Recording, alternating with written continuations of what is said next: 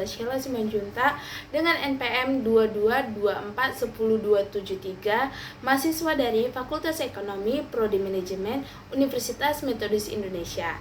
Kali ini saya akan menyajikan sebuah podcast untuk memenuhi tugas mata kuliah kepemimpinan dengan dosen pengampu Bapak Mislen Sihite, SEMSI. Selamat menyaksikan.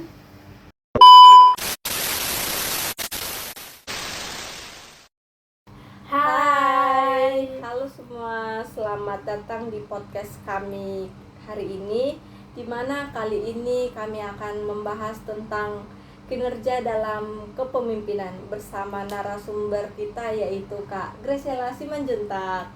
Di sini saya sudah menyediakan beberapa pertanyaan untuk saya ajukan kepada kakak ya. Kita mulai dari ini dulu Kak. Bagaimana kakak mendefinisikan kinerja dalam konteks kepemimpinan? Nah, menurut saya itu kinerja dalam kepemimpinan adalah sejauh mana seorang pemimpin mampu mencapai tujuan organisasi dengan efektif dan efisien, dan juga membangun tim yang solid dan termotivasi.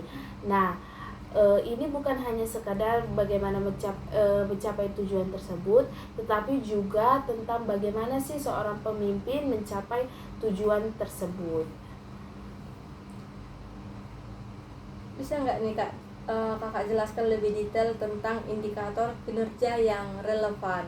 Nah, ada beberapa indikator nih Kak Anggri yang menjadikan kinerja itu yang menjadi relevan. Yang pertama itu ada pencapaian target bisnis atau organisasi. Nah, yang kedua itu efektivitas dalam membangun tim yang solid, termasuk komunikasi yang baik, kolaborasi, dan motivasi anggota tim.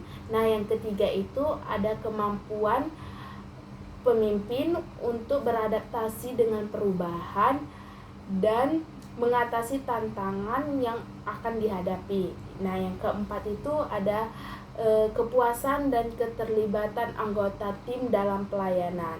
Nah, yang terakhir itu Kak Anggri ada keberlanjutan kinerja dalam jangka panjang. Wah, menarik nih ya Kak. Lalu nih pertanyaan selanjutnya nih, bagaimana seorang pemimpin dapat meningkatkan kinerjanya?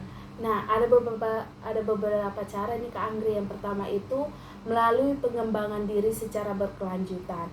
Pemimpin itu Kak Anggri perlu terus belajar, mengikuti perkembangan terbaru, dan mengasah keterampilan yang relevan.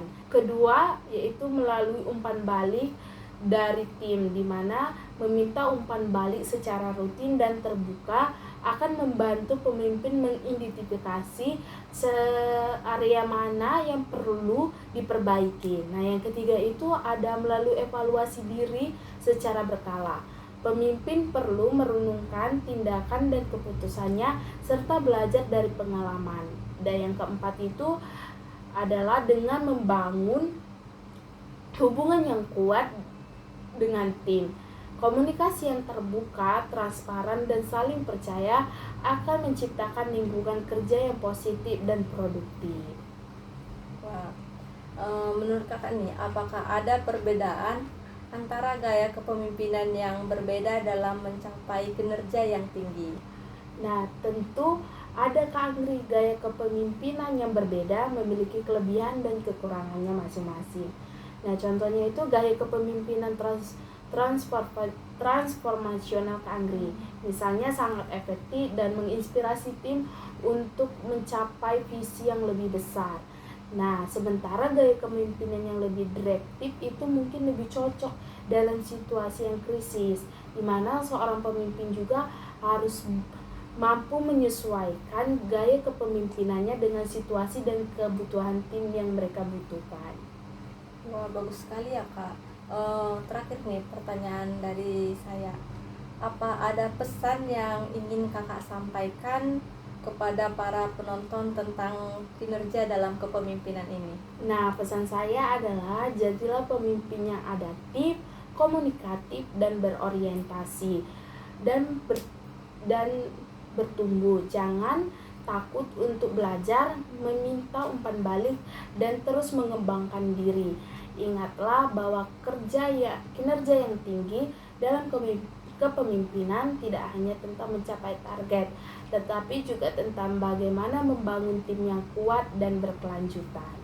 Wah, luar biasa sekali ya teman-teman pembahasan atau podcast kita kali ini. Terima kasih buat Kak Graciela Simanjuntak yang sudah men-sharing ilmunya tentang kinerja dalam kepemimpinan ini. Semoga buat para pemimpin di luar sana atau calon-calon pemimpin yang menonton podcast kami ini bermanfaat bagi para penonton. Oke, baiklah, kita sudah di pengunjung podcast. Sekian podcast kami kali ini. Dadah.